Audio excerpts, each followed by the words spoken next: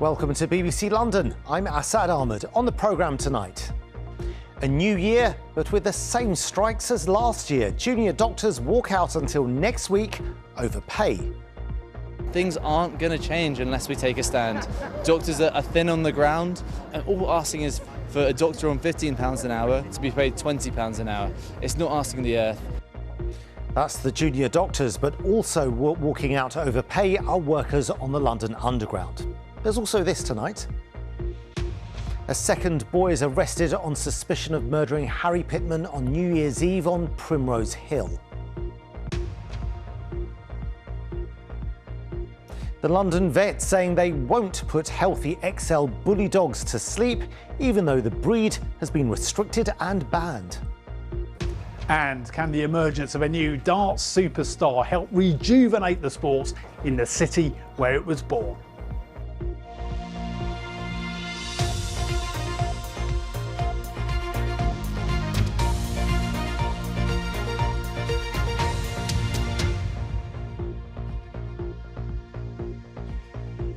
Very good evening. The latest junior doctors' strike has begun and it'll continue until Tuesday. The action makes it the longest continuous stretch of industrial action in the history of the NHS. Well, the government is appealing to doctors to call off the strike over pay and return to the negotiating table. Here's Alice Solfield.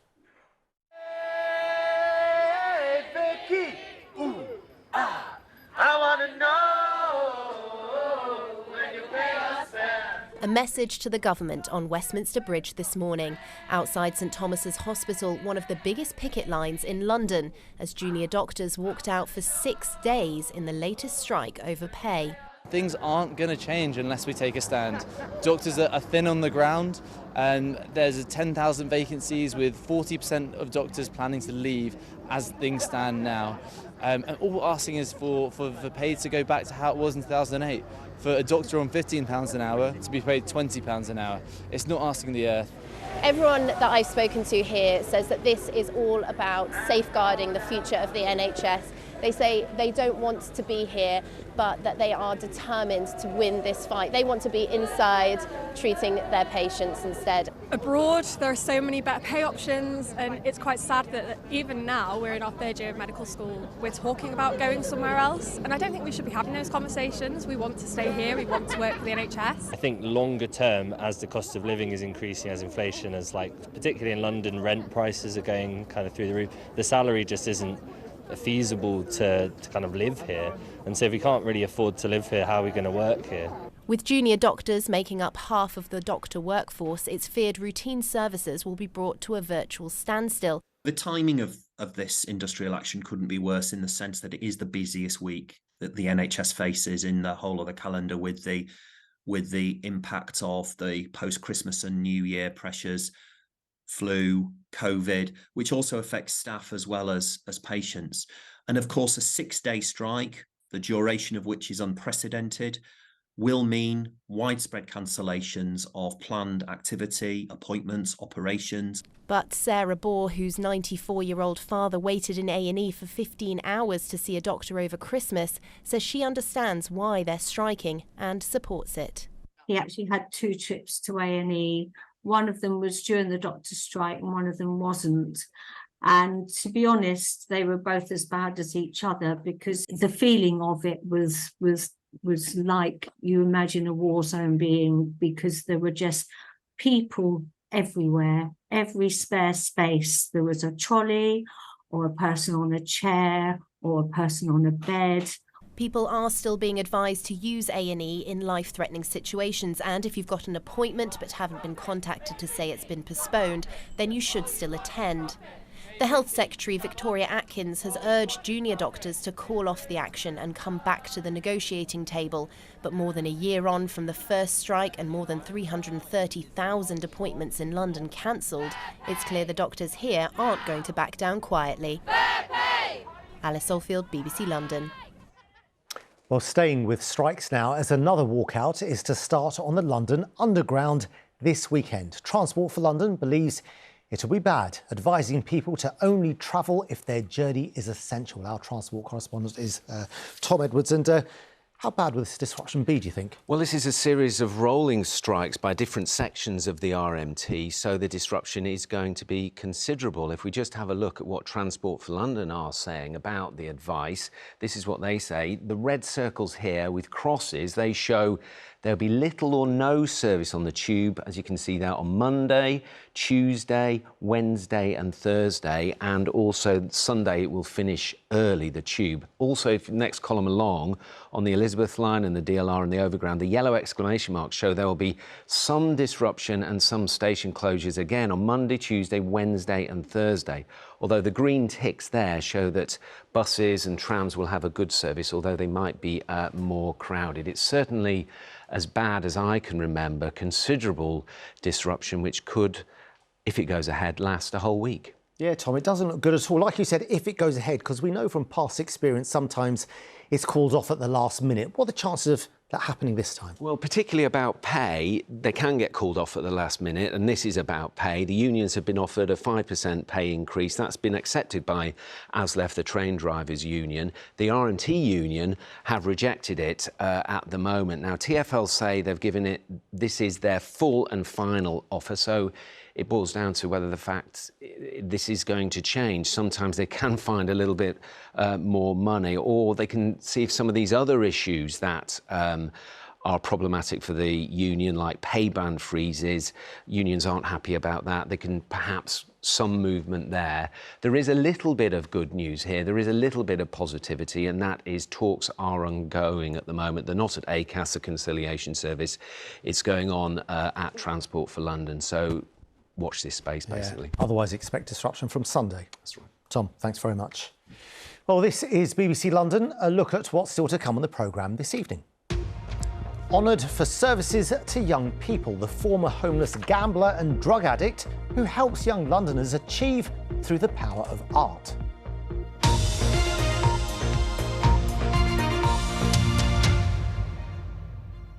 Tributes have today been paid to Camila Gich, the popular founder of the Kids Company charity, which started in South London nearly 30 years ago.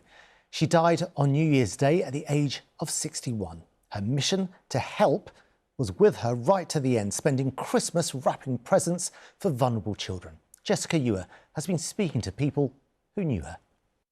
I think there's a lovely photo of the two. Yes, I do. Let me show you. It's just a really, really sweet photo of last time I saw her, actually, which was in her flat. It was full of colour and joy and light. Like many others in Peckham, Sally says her life was better for knowing Camila Gich. She literally came along and changed everything. She filled in all the cracks in the system. She took all the kids under her belt and just spread love. It wasn't a preachy thing. Sally and Camila worked together to support the local community. It wasn't, you must help these kids. There was no judgment. She never judged the kids or anybody who didn't want to help her. She never judged her critics. She just simply loved. Camila Gich was best known for her charitable work. She set up the charity Kids Company in South London in 1996, supporting vulnerable people in inner city areas. It ran youth centres across the capital and received millions in government funding. But in 2015, she stepped down from the charity after allegations of mismanagement. The charity closed, but in 2021, she was cleared by the High Court of any wrongdoing. I looked up to Camilla because she had such an intuitive understanding of the pain and the trauma that many young people went through because of their poverty, because of neglect, because of abuse, and how to heal that and work with them. And she was aware of the gaps in the statutory services, in social services, in the NHS. Tributes to Camila have been pouring in. Labour MP Harriet Harman saying so many young people had benefited from her big heart. And Brixton Soup Kitchen saying she donated over 100 gifts last week to less fortunate children. How would you describe her in a few words? A couple of F words, if that's okay, flamboyance and fun. She never stopped smiling, even when she was in pain. The 61-year-old had been ill for some time. In a statement, her family called her an endless source of inspiration and a kaleidoscope of colour. She passed away on New Year's Day, which was also her birthday. Jessica Ewer, BBC London. A hugely popular and charismatic Camila Pitman, who sadly passed away on New Year's Day at the age of 61. Now, a 15-year-old boy has been arrested on suspicion of murdering another teenager who was stabbed on a busy Primrose Hill on New Year's Eve. Harry Pitman from Haringey was 16 years old. Let's get more on this now from our Home Affairs correspondent, Sonia Jessup. Yeah, Harry Pitman was waiting with his friends to watch those fireworks on Primrose Hill when he was fatally stabbed. And the latest on the police investigation is that 2 teenagers were arrested last night, a 15-year-old boy on suspicion of murder and an 18-year-old man on suspicion of a fray. And you might remember that a 16-year-old boy was also arrested at the scene on suspicion of murder. He's since been released on bail. And I understand, Sonia, there's been an emotional appeal from Harry's sister. That's right. On TikTok, Taylor Pitman, Harry's older sister, has posted a video saying that she's very upset over speculation. She says some people saying that her brother was in a gang, and she says that's not the case. We're already grieving as it is, and now on top of that, we've got people saying that our baby boy, who's a victim, an innocent victim, his death was warranted because it was gang-related when it wasn't. And I just don't understand. Like, I just want everyone to know that Harry was a good boy and he would never hurt anyone. Harry's family and friends held a vigil to him last night. The Met Police has also said that there's no evidence to suggest that Harry was in a gang. No evidence, they say, either over speculation that this was a racially motivated attack. Now, they say that they have made these arrests, but they are still very keen to speak to other people who may also have information. OK. Sonia Jessup, thank you very much. New restrictions came into force this week concerning XL bully dogs. It follows a rise in attacks, which has led to 23 people dying as a result of vicious dog attacks in the past 3 years, or many have involved XL bullies. Our reporter Laya Hayes has been looking into the law changes and what owners need to know. Layla. Well, the government says the new rules will protect the public from dog attacks. But if owners don't comply, they could face a criminal record. XL bully dogs have now been added to the list of dogs banned under the Dangerous Dogs Act. From the 31st of December, it became illegal to breed, sell or abandon XL bully dogs. And the new law means they must now be kept on a lead and muzzled when in public. But the RSPCA says the government should be focusing on irresponsible owners rather than specific breeds. The RSPCA agrees with everybody that urgent action is absolutely necessary, and we do not want to see dangerous dogs in our communities, but we just don't agree with the approach that the UK government have adopted. What we would much rather see is urgent action being taken to tackle and clamp down on illegal and irresponsible breeding, and also where there are concerns about the behaviour of an individual dog, that there is early intervention being taken and measures put in place to prevent those incidents from escalating. Well, owners who want to keep their XL bully dogs now have until the 1st of February to register and apply for a certificate of exemption. They will also need to get insurance and neuter their dog.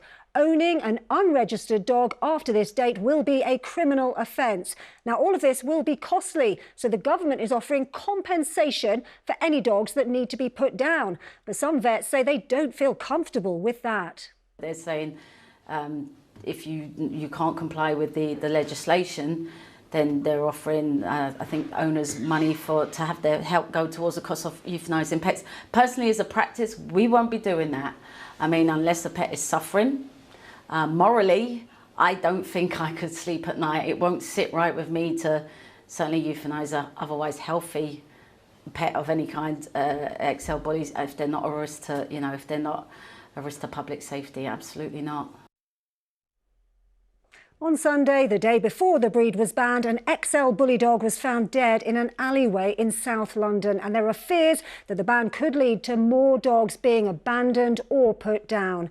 Many owners believe the XL bullies are being singled out, and they hope a legal challenge will overturn the ban. But others, including the government, believe these dogs are dangerous, and a ban on XL bullies is long overdue. Laya Hayes reporting. Now to a London painter who's used art to take himself away from a life of drugs, gambling and homelessness to a life of hope. Through doing it, he's opened up possibilities for thousands of others to follow in his footsteps. Laya Hayes was also recognised by the King in the New Year's Honours list. Alice Bandakravi has been to meet him. Laya Hayes is a successful artist with studios in Soho and now an MBE. But it hasn't always been straightforward for him. He spent his 20s homeless in London with a drug addiction and suffering poor mental health. Most of the time I don't tell people actually about this piece, but it always reminds me of what I was going through emotionally. It's a piece that I saw a painting in this book, and I thought this is like me. And me being in a cave and wanting to commit suicide. That was the state I was in. And I used this to talk to a lot of young people I talk to understand that regardless of what you're going through, there is hope, and don't give up. If I'm still here, there is hope for you. Well, I never used to tell people I'm a drug addict, but I know there was an addiction. There was an addiction there which I couldn't get out of it. And I kept it to myself. I used to isolate myself. And this is what kept me painting, was what kept me going. Laya set up the Art Alive Arts Trust to help young people, vulnerable people, ex-offenders and others needing support to express themselves through the arts. And it's largely for this work that he's being recognised with an MBE. He says self-expression in whichever medium can be a huge help. So you've always seen art as therapy? That's the key. Art is my therapy. It helped me, it gave me hope, and that's what I teach or impact to a lot of young people. That's the key. Art, anything creative, is not just painting. It could be dance, it could be music, it could be writing, it could be poetry. I always tell them, just let it out. That's what helped me, let it out. His advice to people who may be struggling? Find your passion. What is it you're passionate about? Find that passion is where you find your purpose, in your passion.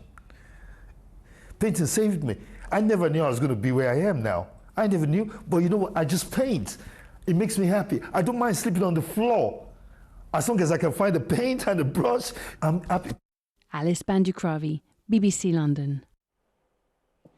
Now look what's happened to darts. It looks like everyone's gone a bit crackers at Alexandra Palace this year as the result of this 16-year-old Luke Littler making it to the World Championship final. It starts in just over an hour, and there's hope that Littler's success will bring a big boost for the game. Chris Slegg has more.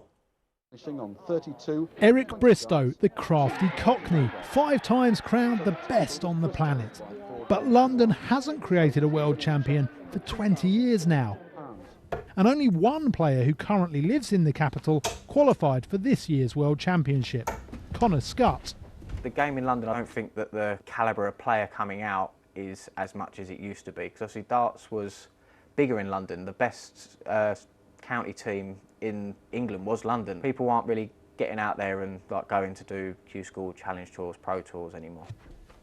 A decade ago, the number of pubs in central London with a dartboard stood at 110. But that's now declined to 62. It was in a South London pub in 1926 that darts was codified as a sport. Those who love the game are keen to preserve it in its traditional environment. Anyone who's been watching it on the telly the last few days will know how exciting it is and what a great game it is. And the fact is you can be Luke Littler, you can be someone who's great at darts, but also you can be fairly rubbish and really, really enjoy it. But also it's got a bit of history. It's nearly 100 years old in pubs, and we don't want to lose all of our history in London. Pubs like this are vital, and we actually have 13 venues within our system that anyone can play in. We want to get more people playing the game, but we also want to get more pubs with dartballs in, and that's been Calder's mission for 13 years since we were founded. Might just see a few more 180s being thrown in a pub near you. Chris Slegg, BBC London. Well, as for tonight, all eyes are on North London as the 16-year-old takes on world #1 Luke Humphries in the final very shortly. Let's join Matt Graveling, who's at Alexandra Palace for us this evening. Matt. Assad, it's quiet here at the moment, isn't it? But in about an hour's time, 3,200 people will be filing in here. Alexander Palace will be rocking and they'll be crowning a new king because it's Luke versus Luke. You've got the 16-year-old Luke Littler from Warrington playing the new world #1, Luke Humphries from Newbury. Now, this pair actually met 4 years ago when they were playing in a league in a pub. That night, the prize money was £250. Tonight, they're playing for a cool £500,000. Now, Luke the Nuke Littler has got to the final in ease, if we're honest. He's dispatched of a couple of world champions along the way. In the last 16, he got rid of the Dutch world champion and his hero, Van Barneveld. And then in the semi-finals last night, another one-time world champion, Rob Cross, he dispatched of with ease, 6-2. It's not just that he's winning these matches, Assad, it's the way he's winning them. There's no fear in the 16-year-old, and it's captivated an audience, it's captivated a nation, but it's not going to go all his way, I don't think, this evening, because he is playing Luke Humphries, who won here last night 6-0 with an average 3 darts of 108. Now, if you don't know much about darts, let me tell you, a 108 average has put that in the biggest top 10 averages this tournament has ever seen. It's safe to say he's very, very good. He beat Scott Williams 6-0 here last night. So regardless of who wins, I think the real winner of this tournament is darts, because as you say, this has all caused a Luke Littler legacy. Yeah, absolutely, Matt. Couldn't agree with you more. It's going to be an exciting game tonight. Thank you very much. Now, if you thought another sport, parkour, always involves jumping from buildings and doing crazy stunts, let's face it, you'd be wrong. It can actually be a lot more inclusive, allowing people to talk and come together for their mental as well as their physical health. Well, a charity which is harnessing the power of parkour to help people across London took us to one of their gatherings. I'm just going to keep moving around. It helps mostly with my anxiety. Use the sounds to inform. There's often more of an element of fear in parkour, or kind of dealing with things in real time. Yeah, nice. All of our sessions are designed to get people to experience parkour as a movement, jumping, vaulting, running, climbing. But every single session is informed with a psychological theme, whether that is working on anxiety or whether that's working on days when we're feeling a bit low. It's a combination of psychological skills and movement skills to lead to people feeling a little bit more equipped for what life throws at them. Oh, very nice. I come here every week, not just because of the physical opportunities that it gives, but also the opportunities for me to talk to someone as if in therapy, while also given the opportunity to do something I love. I've got ADHD, I struggle with concentration, and I find it extremely helpful. The coaches help me by a very one-to-one approach.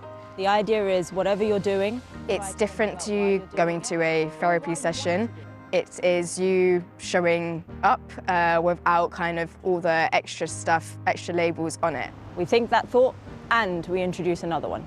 We teach people how to cope differently, how to see the world differently, and how to interact with things that ultimately they're quite scared of or they might be afraid to encounter. We run classes for the general public where you can book and attend. We also run courses. Some of those courses run in schools, in youth centres, in NHS settings. We bring the couch therapy to the street. It's a different way of making sure that people stay well, they stay active, and they use their free space to do it in. So when I come down, after a night of parkour, I really feel excited, I feel energized. I always start with, I don't think I can do this. And I always leave with, wow, I didn't know I could do this. I'm generally left with a lot of things to think about till the next session. Now, just before the weather, the London Eye closed yesterday for a short while a hatch on one of the pods ripped open. David Knock, who was visiting London from Bournemouth, said it was terrifying. He pushed the emergency button to let staff know about it. The London Eye has apologised for any inconvenience and said no parts of the pod actually detached from the wheel. It was all because of the incredible winds we had yesterday. Very different day today, though. Elizabeth. Yeah, it was for most of us. Yeah, we started off with some sunshine, which felt like a real relief after Storm Henk yesterday. All those squally gusts of wind, it made for a very fruity rush hour, of course, as well, didn't it? But some rainbows around today because, of course, it wasn't too long before we saw the showers push in through the afternoon. And some of those showers, again, were really quite heavy. And in many places, the ground is pretty saturated as well. You can really get the feel for that, I think, from this Weather Watcher photo from Surbiton Zoo here. There are a number of flood alerts in place, a couple of flood warnings out towards the west as well. There's more rain to come in the forecast too, so it's not quite over yet. Most of that rain is going to be coming tomorrow afternoon and through the evening, and then things are set to change. High pressure will build in. It will be turning drier and colder as we head through the weekend and into the start of next week, but still some more showers to come overnight tonight. They're going to be blowing through on a still fairly brisk wind, but the winds will start to ease down. There'll be lots of clear spells, I think, developing, particularly for the second half of the night. And this is how we'll start off the day tomorrow, between 4 and 7 degrees. So, of course, a frost-free start, not too chilly out there.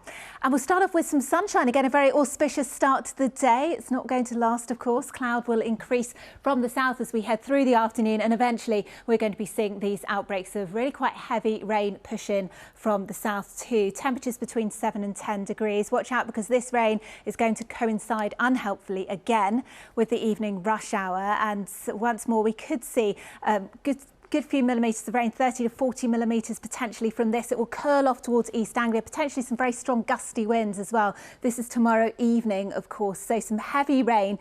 Unsure at the moment exactly how long it's going to last, but again, it could cause some more issues with that saturated ground. It should have cleared largely by the time we get to Friday morning. Still a legacy of cloud towards the east, but some sunshine developing and already starting to feel a little chillier tomorrow. Temperatures peaking between 6 and 8 degrees Celsius. And then I'll just show you very quickly this area of high pressure starting to build in. So temperatures dropping through the weekend and into next week, as said. Elizabeth, thanks very much.